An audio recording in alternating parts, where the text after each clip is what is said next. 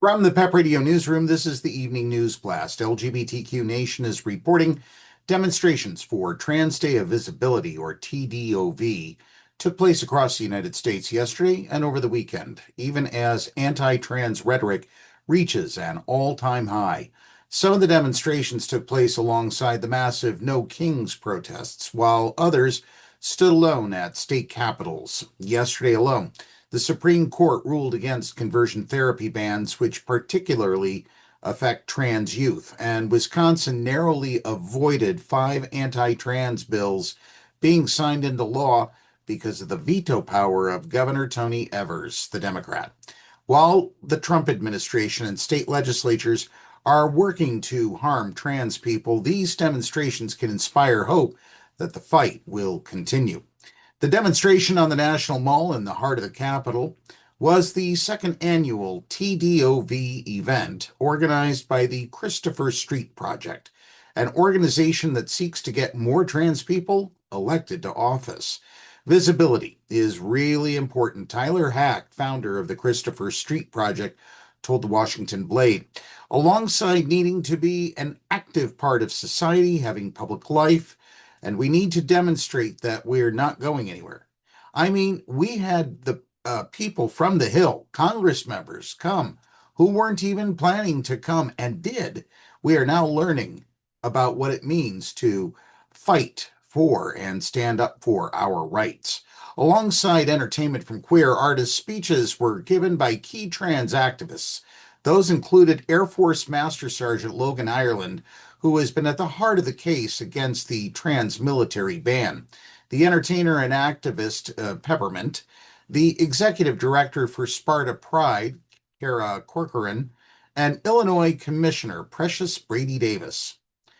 So yesterday, Idaho's Transgender Day of Visibility gathering was framed by anti-LGBTQ plus laws, as we previously reported. Earlier this year, Idaho's state legislature passed a forced outing bill that is waiting to be signed. Yesterday, Governor Brad Little signed it into law, a pride flag ban that resulted in the flag being removed from the Boise City Hall and a bathroom ban that could see trans people given life in prison. In the face of that political environment, Trans Affirm Idaho's Transgender Day of Visibility plans went ahead with a demonstration at the Capitol building. The TDOV event included a resource fair aimed at connecting trans people with information that can be hard to track down in the state, as well as speakers, music, and drag performances.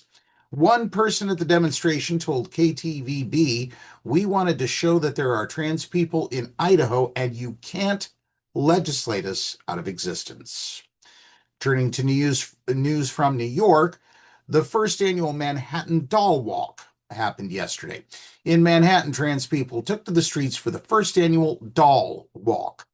Organized by trans comedian Ashley Ryan, the Doll Walk celebrated trans women for Transgender Day of Visibility, but also directly protested the Trump administration's anti-trans agenda and their policy requiring passports to show trans people's sex assigned at birth.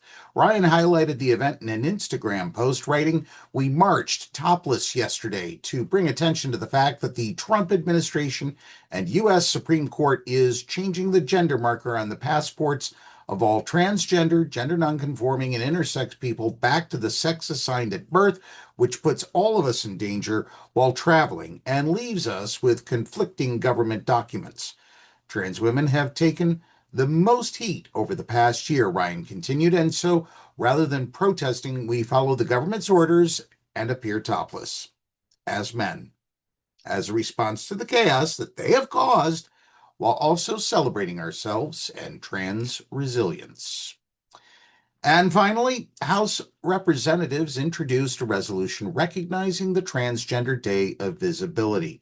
While legislatures and the administration have been pushing anti-trans hate, some members of Congress have come out in support of the Trans Day of Visibility.